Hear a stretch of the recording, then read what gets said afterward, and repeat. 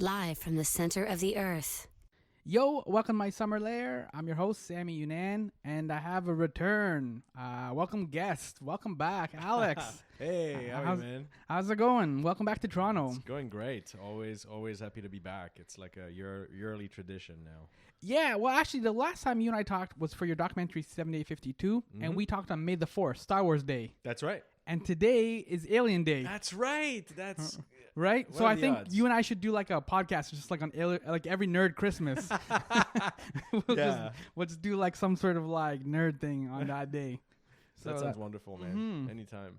So happy Alien Day! Of course, your And to you. documentary is now playing at Hot Docs. Mm-hmm. Your documentary is called Memory: The Origins of Alien. Can you just give us a little snapshot of what it's about? Because there's a lot of Yeah. stuff in there, as much as there is in the actual original Ridley Scott Alien. Yes, that's right. Well, it is. I mean, in a nutshell, it is a mythological look at Ridley Scott's Alien. So it's, as the title implies, it's an origin story. It's a film that goes way, way back into the origins of Alien, not just with Dan O'Bannon and sort of how the idea, started gestating back in 1971. But also the Greek and Egyptian mythological roots of... Represent. I'm Egyptian. There you go. See? That's So, right. that's a two for today. Alien That's and Egyptian. Yes. You're doing really well so far. Check. Yeah. Yeah. So it's really a film that kind of looks at the extraordinary symbiosis that happened between O'Bannon, Giger, and Ridley Scott. It's really a film essay, and I think it's something that's going to appeal to obviously hardcore Alien fans, but also people who've never watched Alien.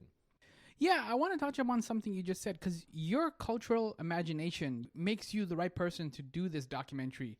You don't watch a lot of documentaries, you know what I'm saying? Right. Like, you come out of more like, I don't know what the word is, classy paintings, and like, you know what I mean? You go to museums. So it's like... And I watch a lot of movies, I'm a total film buff, but you're right, I don't watch a ton of documentaries. I watch, really, I draw my inspiration mostly from fiction films, from comic books, definitely art, a lot of it. I love to go to museums. And those are the things that you touch upon in this documentary. Yes. Right, like the comic books, the painting, Francis Bacon. Yes. Right, so that's what I'm saying. Like, you're the actual right person to kind of do this. You know what I mean? Because sometimes people would sometimes get a little kind of wrapped up in the alien mythology itself, or make a kind of like a DVD behind the scenes kind of thing. Yeah, it's definitely not what, and it's funny because when I started, working on this film, the initial impulse was, can we look at the chest burster scene and do something, in a way similar to what we did with 1752 with the shower scene from Psycho. And I very quickly realized, what you just mentioned, the fact that if you do that, you're going to end up having a behind the scenes documentary. It's not Like a DVD extra or something. Yeah, it's a completely different kind of scene. And so I to me, what really made me realize that this was going to be a feature was this exploration of mythology. And very specifically, I think the spark was the story that Ridley Scott showed H.R. Giger, a triptych by Francis Bacon called 3 Studies for Figures at the Base of a Crucifixion, which came out in 1944, which completely revolutionized the art world. And what's absolutely fascinating about this triptych, it's at the Tate in London. You can see the chest burster there. It's right there in front of you. But even though it is a scene of crucifixion, it is the Greek Furies. And this is a motif that came back over and over and over in Francis Bacon's work. And that's just the kind of stuff that, for me as a documentary filmmaker, that intrigues me. I'm like, okay, is this just pure chance? Is this pure coincidence? Is there more to it than that? But so it sent me on the right path, and ultimately it led me to meet Diane O'Bannon, the widow of Dan, who opened her extraordinary archives. She actually, became an executive producer on the project, along with Carmen Giger, and so that's when we really, realized that we actually had a film. And so hardcore fans will be able to see stuff from the O'Bannon and Giger archives that they've never seen before. Yeah, and so again, similar to your process, where like you just said, you go to museums, you're a classy dude, you read comic books. I don't know about that, but I throw in classy. We'll we'll throw it in there. Just, sure. It's Alien Day, right? It is Alien Day, so let's go with it. Yeah, sure. It's a mixture of highbrow and lowbrow. I don't know if they necessarily saw that way, but when you watch your documentary, that's what's happening. Like, because you're talking about like EC Comics kind of thing, which was considered absolute like trash pulp back in the day. And then you have like Francis Bacon paintings, which you just said is hanging in the Tate. You have to tuck in your shirt before you go to the Tate. That's right. Yeah, you don't have to tuck in your shirt when you read DC Comics. No, you don't have to wear a shirt. That's right?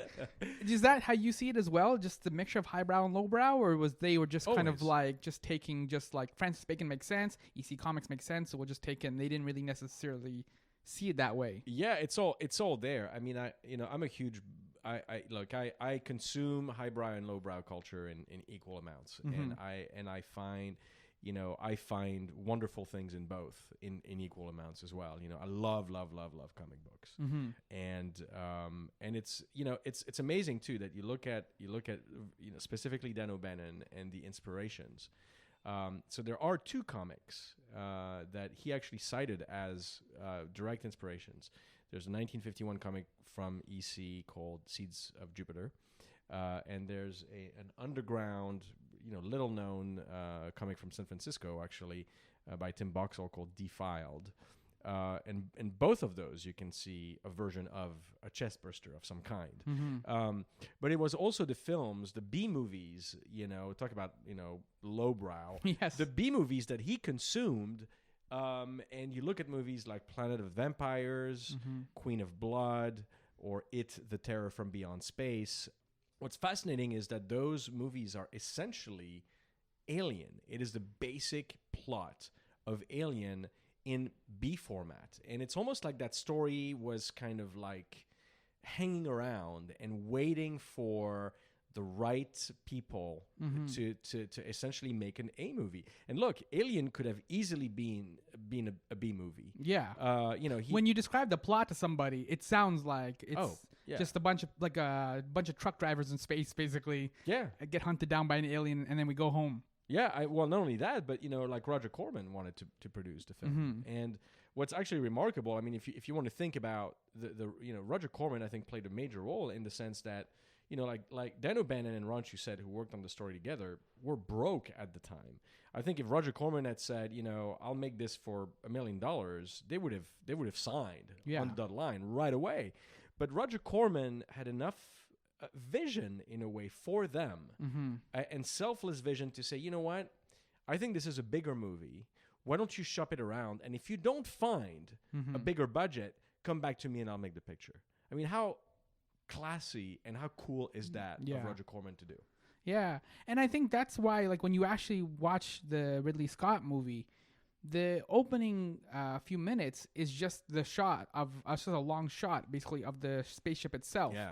And that already puts you within like 5 minutes of notice that this is not a B movie. Totally. Right? Like, you see a lot more buttons and things are lighting up and tunnels and things like that. Like, they build stuff, right? So they spend some sort of money on this. Yeah, I mean, as Terry Rawlings, the editor of the film, who very sadly passed away very recently, says, because he's in memory, and I got to interview him in London. He said the film is in slow motion, and they deliberately tried to essentially discover in the editing room how slow they could get away with the audience. And if you watch really the first 40 minutes of the film until the chest burster, it's very, very slowly paced. That point was interesting to me because Back to the Future is the same way. He doesn't actually get into the time machine, the DeLorean, until about 35 minutes into the movie. Yeah. But that's the whole pivotal thing. And again, it's the same thing with the alien creature itself. The Xenomorph is like, he's the name of the movie, right? Yes. But he doesn't show up until, like you said, 30, 40 minutes in. And I'm wondering if that's like some sort of filmmaking skill or something we've kind of lost or we don't appreciate or like... Oh, I mean, most definitely. I mean, look, I'm making a film on The Exorcist right now. And, I've had many conversations with William Friedkin. And we've talked at great length about the opening of The Exorcist, which is a 10-minute mood setter. Which he actually talks about the fact that nowadays probably studios would not greenlight something like this. I mean, back in the day, back in 73, he was questioned about it. The studio, Warner Brothers, just thought, why do you want to go to Iraq? Why do you want to do this? What does this bring to the story? But he talks about the value of this kind of slow burn of setting this atmosphere, this mood of dread.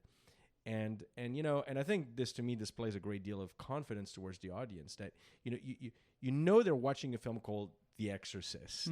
So you have a sense of where this is going. And just knowing that is enough. Just like you're watching a film called Alien, you know that this is where it's going towards. I mean, if you watch the poster where it says, "In space, no one can hear you scream," they're not going to, you're not going to have like a nice little dinner around the table. Yeah. Right. They're not going to roast marshmallows on an open campfire. They're not. No, they're going to get roasted themselves. That's right. Yeah. Yeah. And I mean, that's also too, like, to go back then to connect the three, like Back to the Future and Exorcist and Alien. I mean, those are considered classics, and we keep returning to them. They've spawned sequels. They've spawned all kinds of things, and it's part of our pop culture, like our lexicon. Completely. Yeah. Right. And it's interesting when you approach a craft like that to be that slow and that methodical, knowing. Like, it's almost impressive in a way that Ridley Scott was able to kind of like not show the creature for 30, 40 minutes. Yeah. Because it would have been like, here you go, 10 minutes in, right? Well, like, I think that's the mistake that most filmmakers do nowadays is they show too much. Although I would say in recent years it's been really I've been really pleased, looking at the horror genre in general, and some of the newer filmmakers now deliberately pulling back. I look at a movie like The Witch, which I think was absolutely fantastic. And he's holding back so much, and because of that, your imagination goes there. But look, this is what Lovecraft does as well. I'm a huge fan of Lovecraft. Obviously, you talk about Alien, you have to talk about Lovecraft. Yeah. But his prose, I think the way he describes things and makes your imagination go, it's almost like right on the periphery of where the horror really lies. And it's such an effective way to write a horror story, because you don't have to show. All you have to do is make people imagine the worst. Yeah, and I mean, people, depending on who they really are, it's almost kind of like a Rorschach test. Yeah. Right? They will either come up with the most horrific things. Completely. Right? Like, you're an old lady. Where did you come up with? Yeah. You know what I mean? Yeah. Or like, and so if you allow people to fill in the gaps, that's what really good filmmakers do. It just kind of like set a little mood, like you said, and it's off you go. Yeah. I mean, I think, I don't mean to bring every conversation back to Star Wars, but, you think about, the line in the original Star Wars when Obi-Wan tells Luke, your father and I fought in the Clone Wars. Man, your mind goes there and you imagine what it is, and then he showed us the Clone Wars. Yeah, Hellboy, the original Hellboy with Del Toro, they had a line where like we finally defeated Hitler in like 55 after the Occult Wars, and then the character just walks off. I'm like, whoa, you can't drop that in there, like, you know what I mean? Like, well, but I think again, like I would argue that in Star Wars, it would have been better left alone. Yeah. Right, because it's such a small thing. But the Clone Wars become what you want them to become. It's like the space jockey, actually, in fact, in Alien. The space jockey, I think, was so great as a mystery. And I'm not a fan, I gotta say, of. I mean, you look at Prometheus and you look at Covenant. They're very well made films, obviously, but I'm not a super fan of those films, because I feel like really the space jockey is now an engineer in a suit, and what I thought was this skeleton, this truly Lovecraftian creature that's sort of ossified to the chair, is actually just a suit. No, man, I didn't want to see that. So I think it's really another one of those examples where I feel like this is the kind of mystery that I think is better left alone, personally. I was thinking about that. There's a scene in the original Alien where after they discovered that Ash is a robot, No, spoiler alert. Right, 40 years later. Yeah. 40 years later, right? There's a scene where his head is on the table and he's talking. Yeah. And Ash says to them, he's saying to Ripley and to Lambert, it's like, you still don't understand what you're dealing with, do you? It's the perfect organism. Its structural perfection is matched only by its hostility. And Lambert responds, you admire it. And Ash says, I admire its purity, a survivor, unclouded by conscience, remorse, or delusions of morality. And that kind of encapsulates like the way that the creature is. Like, people do admire it, but it just haven't been able, especially as the Alien franchise has gone along, they haven't been able to kind of tap back into what made it so good in the original one with Ridley Scott. Yeah, I mean, it's the very definition right there of the fear of the unknown. It is, we're talking about a creature that is truly, fundamentally, completely alien. Mm-hmm.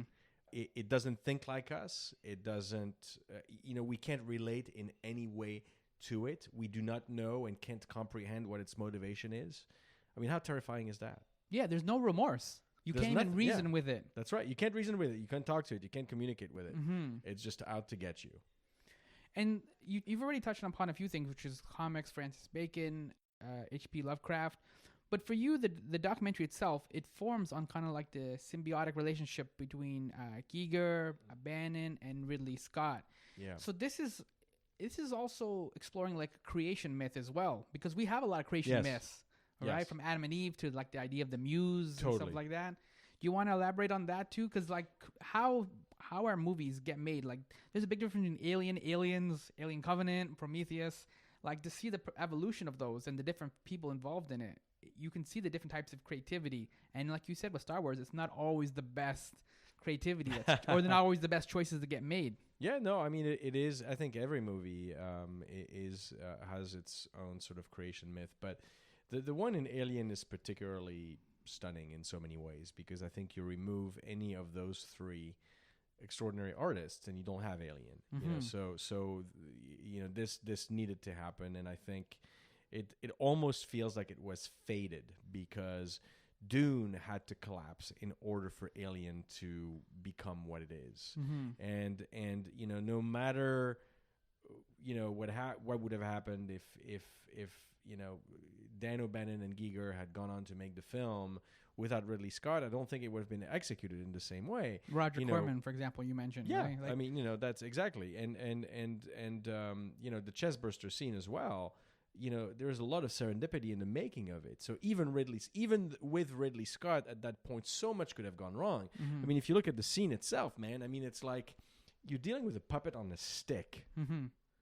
And a bunch of like blood and cow entrails, and like this could have been completely ridiculous, but there were certain things that happened very serendipitously, very luckily, one would say, on the set, that made it what it is. And then of course Terry Rawlings, it's such an extraordinary job editing. It's edited to perfection. I mean, really, it's a movie that could have very easily not been a thing at all.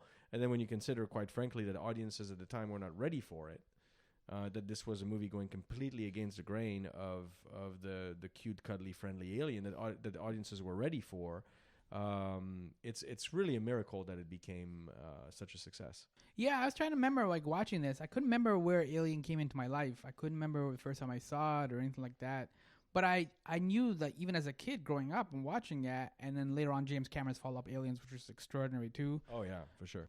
Those kind of aliens, 2001, that resonated a lot more than like E.T., some of the more sanitized aliens and kind of things like Close Encounters of the Third Kind, and like just come down and play keyboard. I'm like, what the hell is this? That's right. Like, that's right. You can't go back from chest burster to like, I'm going to play a keyboard now. I'm like, no. Yeah. Yeah, it's a different kind, and I think, and again, like case in point, you look at another Lovecraftian film, The Thing, which came out in '82, obviously the same year as E.T., and that year audiences embraced E.T. and rejected The Thing completely. So it's very interesting, but I will argue that the reason why Alien became what it is that it expressed, well, it taps into myth, and it expressed ideas and images that resonated with with audiences on an unconscious level. The Thing, as Lovecraftian and phenomenal as it is, I absolutely adore that movie. It's really more of a straightforward genre film. It doesn't tap into myth in the way that Alien does. And I think that's why audiences, again, it's all unconscious, the reaction to the film. But collectively, and I'm talking here about our collective unconscious, I'm not talking about individuals. Collectively, we embraced Alien, not really completely understanding why. And I think here we are 40 years later, and we're still trying to understand why. Why did we embrace that film? Oh, okay, maybe this is why. And it's a rare film that we need to celebrate, and this is the year because it's the 40th anniversary, and we are extraordinarily lucky to have it. It's a milestone. Yeah, I think part of it too is the fact that it came out in '79, so it hinges on that turning into 1980. Right, we're getting closer to 1984 now, right? So there's a lot of that ominous, and the 70s had just finished, and that 70s, of course, had followed after all the 60s, and MLK and JFK had been shot, so there was a lot of healing, there was a lot of turbulence, everyone was trying to figure things out, and we saw this with The Matrix, which came out in '99. That's right. Right, and it's the same thing. It's on a hinge point again, and it's something we continue to go back to The Matrix, and we have a lot of memes and red pilling and all these kind of phrases and stuff that pull out of it, right? I think when those movies come out in the 79, 99, one of those special years, I think it's like you said, it taps into that unconscious because there's a lot of fear, a lot of trepidation of the unknown, which is what horror is. Yeah, no, completely. I mean, it was strangely enough, it was the wrong movie at the time, but in retrospect, it was the exact right movie at the right time to come out. So do you find Alien, sci-fi horror or horror sci-fi? Ooh, that's a great question. It's horror sci-fi. To me, Alien is really about our fears.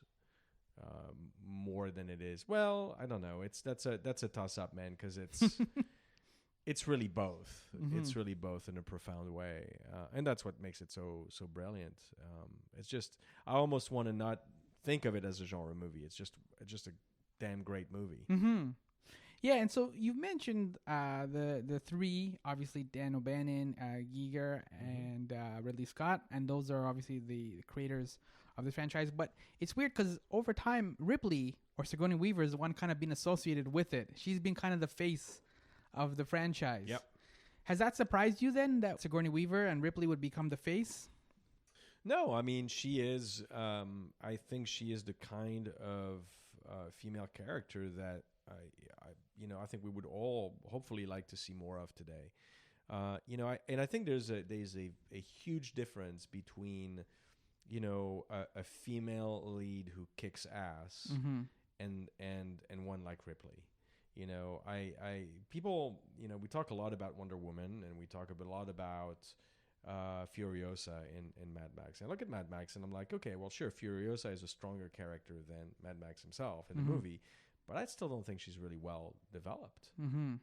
She doesn't satisfy me as a character. I think what makes Ripley so great is that she is really strong in the choices that she makes and the obstacles she has to overcome in order to, quite frankly, become the protagonist of the film. She doesn't start that way at all, and I do connect her in some way to Marion Crane, the Janet Leigh character in Psycho. We don't talk about Marion Crane a whole lot because, of course, she gets killed in the shower brutally 45 minutes into the film. Yeah. But this is a female lead who a character that we get to really truly care about, who is in love with this man, who makes the extraordinary decision completely out of character to steal $40,000 to be with him, to drive in the rain and get to the Bates Motel and stay in the motel by herself, which, by the way, is not something that women would do back in 1960. And then after this extraordinary parlor scene with Norman, she decides, I'm going to go ahead. I'm going down the wrong path. I'm going to return the money and face the consequences. What an extraordinary character, And so to me, it's not like, strong female characters that kick ass, wonderful, great. But give me those characters that are, really fleshed out, really developed, that have to make interesting decisions. Those to me are the great ones, and I don't think there's enough today still. And I think that's why we still look up to Ripley as an extraordinary revolutionary character in movies. And it's interesting because in your documentary, I think there was a note from Dan O'Bannon. He said like these characters are all unisex, all of the characters. I know, right? That's a great irony of it. Which would have been crazy too, because it's like that means Ash would have potentially been a female robot, like that was like working for the company. That's a weird twist too, right? Like because we don't see a lot of like quote unquote evil female type robot like that, right?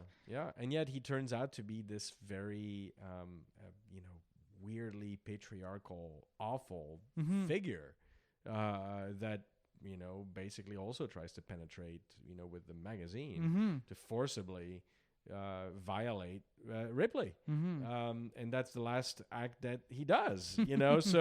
So yeah, I mean that's the thing that I Walter Hill and David Gallard, they did some rewrites. Eventually, Ridley Scott went back really to the screenplay by Dan O'Bannon and Ron Shusett, but their contribution was to turn ultimately Ripley and Lambert into female characters, and I mean it's a very important contribution. So you mentioned already a couple of people in the film. Can you just give us a breakdown? You have a number of really cool and interesting people in the documentary, including Roger Corman himself makes an appearance. You had a really cool title thing for him. You called him the Pope of Pop Cinema. Yes. Is that his title or your title? Or no, it's sort of it's an unofficial title that he has, which I thought, I'm like, what are you gonna put? Just producer of a gazillion movies.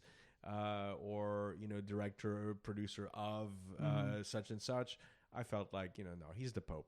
Yeah. I mean, he deserves it. Yeah, because as soon as he shows up on the screen, you start smiling, right? Because of all the all the cheese and stuff and all the fun he's unleashed over the years. So Roger Corman, who else do you have in the documentary? You have a cool list. We have a cool list. We have Tom Skerritt. We have who was in Original Alien. Yeah, who was Captain Dallas. We have Veronica Cartwright, who was Lambert.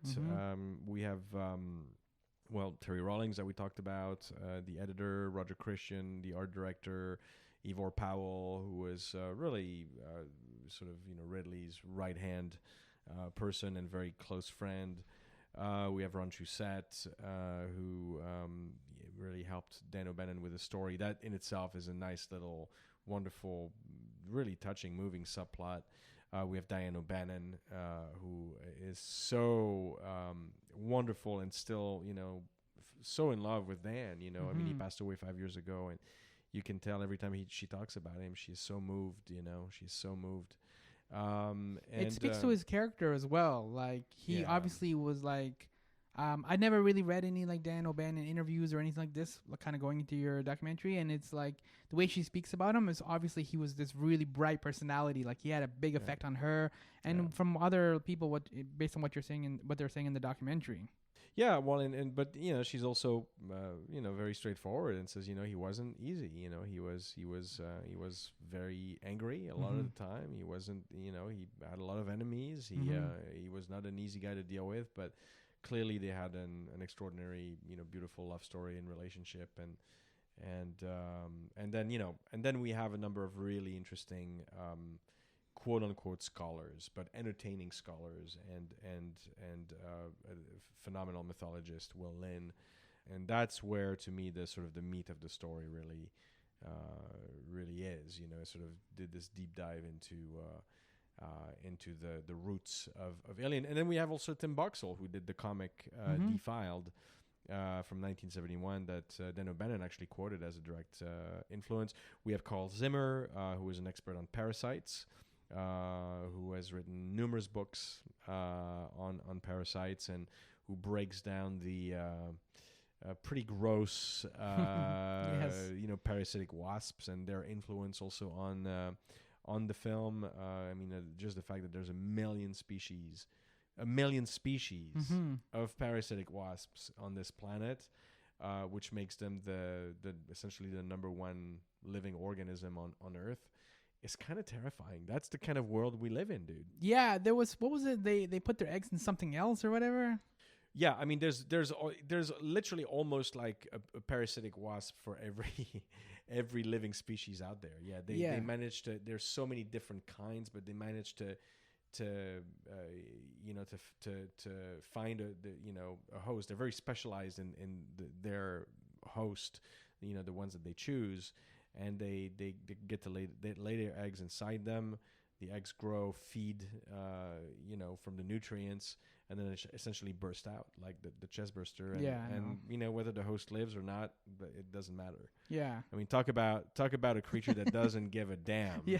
That's that's a real creature too. And that's a real creature. You don't have to look into outer space for that. Yeah. There's a million species of them on this planet right now, bursting out of all these insects and creatures. Yeah, it's just gross. It's really gross, man. You didn't get Sigourney Weaver in the documentary. Would you wanted to get her? But I say both ways because like I could see like she's done so much with Alien that she almost would want to have some sort of distance or like, you know what I mean? Like but at the same time, like we tried numerous times, and after in fact right after we got into Sundance, we went back to her, and I think she thought about it, and I'm not entirely clear on why she didn't. That's what I'm saying. Like I could see both ways. Where like I'm fine with it. I think if the story had required her to be in it, we would have obviously pursued her first, and if she had said no, then we would not have made the film. But I think the film didn't completely need her, as long as of course we have to talk about her. And as far as Ridley goes, we also tried. I think his schedule was really difficult, but we I think it would have been a very different kind of film, because Dan and Giger obviously passed away. To have Ridley weigh in, I think would have skewed the film in a way. So in retrospect, I think it's better that he's not in it, because it truly is a film essay about that symbiotic relationship. That said, he's there were a couple of executives from Scott Free who came to our premiere at Sundance, loved the film. The next day Ridley asked for a link, and I hear it's all good. He's very supportive. Well done. So I hope I get to meet him someday, of course, but I know he is like on fire. He is still making I don't know how many movies at a time. Yeah, he hasn't slowed down at all. Not at all. I mean, he's what, 82 now, something like that. It's very impressive man. Yeah. And that's the thing too, like, cause you said, like on his end, some of the stuff was unconscious. So it's kind of weird too. I don't know if you can always articulate. That's why I'm saying it's a creation myth, because sometimes you make these choices and are like, the alien should do this or something like this, or this is how the alien should look, and you don't actually know. There's no metrics, there's no analytics, there's no reason for you to suggest that it should look like this or be like this. No. You know what I mean? Like giving the Francis Bacon painting to Giger, like that seems kind of random. There's a lot of cool paintings out there and like cool stuff. Why would you give Francis Bacon? You know what I mean? Yeah, I mean, that's the thing, is I think that it's almost like a lot of the key decisions in this film seem to have been guided by something else. The Ivor Powell actually tells this really interesting story. He would always be the one sort of reading certain scripts for Ridley, or before Ridley, would read them. Ridley didn't like sci-fi. He wasn't into sci-fi at all. Ivor was always the one trying to push sci-fi, because he's a huge sci-fi nerd. He loves sci-fi, but he said for some reason this one, Ridley said, I want to read it first. Why? Nobody knows. Why was he attracted to the triptych by Francis Bacon? Why was it that when Dan O'Bannon showed him the Necronomicon by Giger, specifically the painting called Necronom 4, which is essentially the Xenomorph, which existed prior to the movie, why is it that Ridley Scott looked at it and said instantly, that's it? This is it. This is the monster. And even though the studio resisted that, he kept saying, nope, that's it. This is how we're going to do it. I mean, it's he was the right guy. He was the perfect director to execute the vision that Dan O'Bannon had, and the very dark dreams of Giger. The documentary now is playing at Hot Docs, but you also just recently sold it. Yeah, well, we had been working on the deal for quite some time, but we did announce today that it will be released in North America by Screen Media and Legion M, the fan-powered company, and that's super exciting. Way to go! Super cool. It's we love those guys, and they've got big plans, for theatrical this summer, and I think it's all gonna launch with some pretty cool, crazy things at San Diego Comic-Con in July. So, all right. Yeah. Does that mean you might be making an appearance at Comic-Con? Oh, I'm there. Trust me, of course. Are you gonna do any cosplay at? You will not see me as a Xenomorph. No, you will not. That's a hard one because I don't know if there was because there was an actual figure in the actual Alien movie back in the day, so I don't know if there was a zipper in the front or whatever, to you know what I mean? Because cosplay is difficult that way. You still got to eat and pee and sleep. You do, right? You do. Yeah. No, I don't know. Maybe I'll have a chest burster on my T-shirt. Ooh, yeah. Just squirt people blood everywhere you go. Yeah. I'm sure you'll be a big hit. So something, exactly. Yeah. I'll get slapped in the face a few times. It's fine. Yeah, it's okay. All right, that's cool. Thanks again for coming in. So Thanks, Memory, the origin of Alien, is now playing at Hot Docs, and as you said, keep an eye on it. It'll probably be floating around this summer with the re-release of Alien as well. I know there's also some plans as well to kind of get Alien back into cinemas. I think it's getting re-released. Oh yeah, of course. I'm sure Fox have their own plans, and we're here to support them. So. Mm-hmm. This is a tangent, but now that Fox is under Disney, are you expecting them to kind of revisit Alien and kind of put more resources into it? Are you hoping that it does something with it now? Yeah, no, they've actually announced that they're going to continue the franchise. I mean, look, if they're going to buy Fox, they might as well put that money to good use. I think it would be silly not to. Yeah, I'm curious to see where he goes. There's still obviously the rumored, Ridley Scott, next Alien film.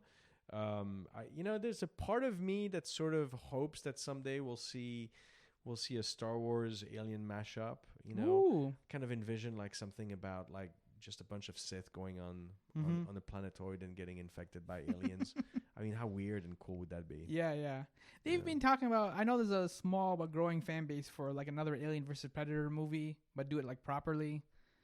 So yeah, it's funny because this is where I'm not, for some reason I'm not in line with most fans, and I apologize in advance, but I'm not a fan of Predator. I'm just not. I've never really understood the appeal of that particular creature. Alien, oh hell yeah, I'm there. Predator just doesn't do it for me. So Alien versus Predator really doesn't. Yeah, that's not my jam. Fair enough. And so the follow-up film after this, I know this one just came out, but the follow-up after this will be Exorcist. And yes. When I'm dealing with the Exorcist. Yeah, and it's really a very different film. It's kind of a departure for us. It only has William Friedkin in it. And so it's really a deep dive. I got to interview him for 5 days on The Exorcist. So as you can imagine, we went pretty deep.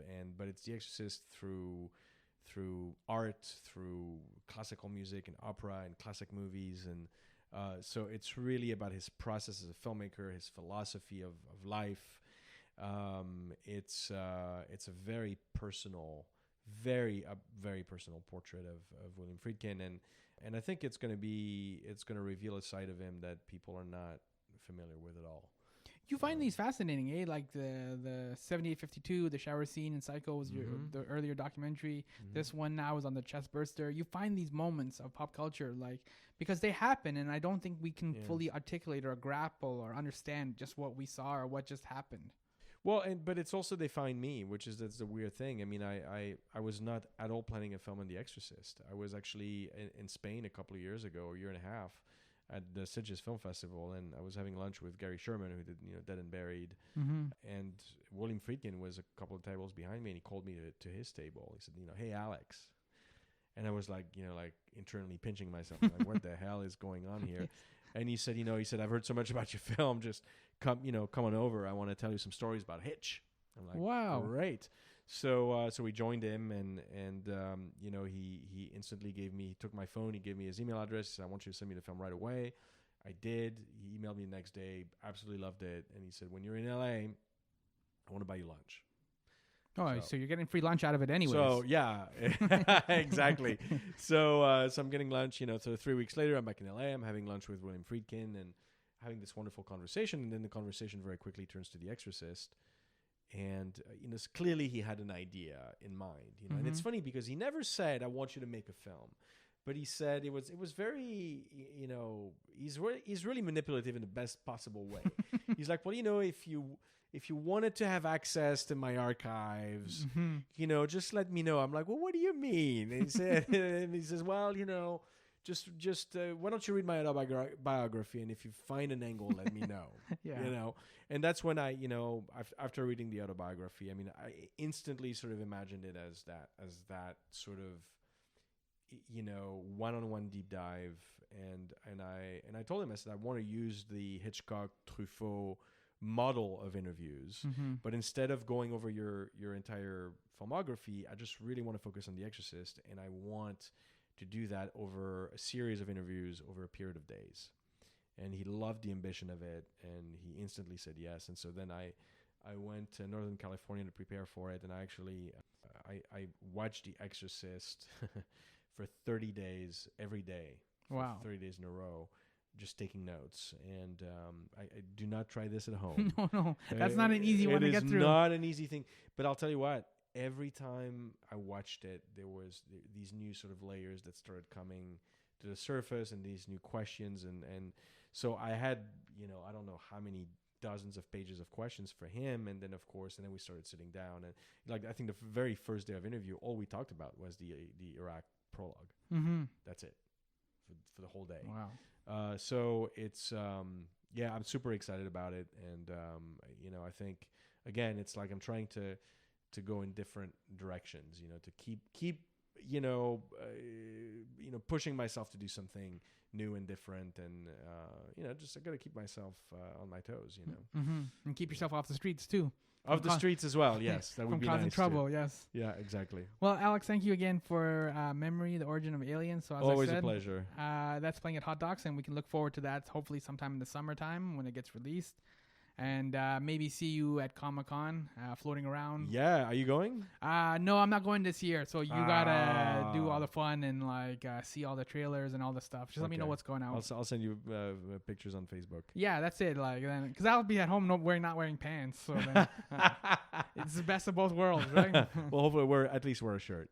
Yeah, I'll class it up. I'm not as classy as you. Yeah, I'm not as classy as you, but I have my your moments. boxers. Yeah. See, there you go. Thanks again, Alex. So we'll have to do another one on another nerd holiday now that we've done May the 4th. That's right. We're going to go down Alien the list. Day. Yeah, we'll just keep going down the list. So thank you. Cool. Thanks, man. Yo, that was fresh. Thanks for listening. My name is Sammy Younan, and this has been another exciting episode of My Summer Lair. You can follow me on Twitter, where I am sarcastic, at My Pal Sammy. Facebook, at My Pal Sammy, where I am ironic. And on Instagram, once again, My Pal Sammy, where I am witty. Or whatever passes for wit. Aliens, yo.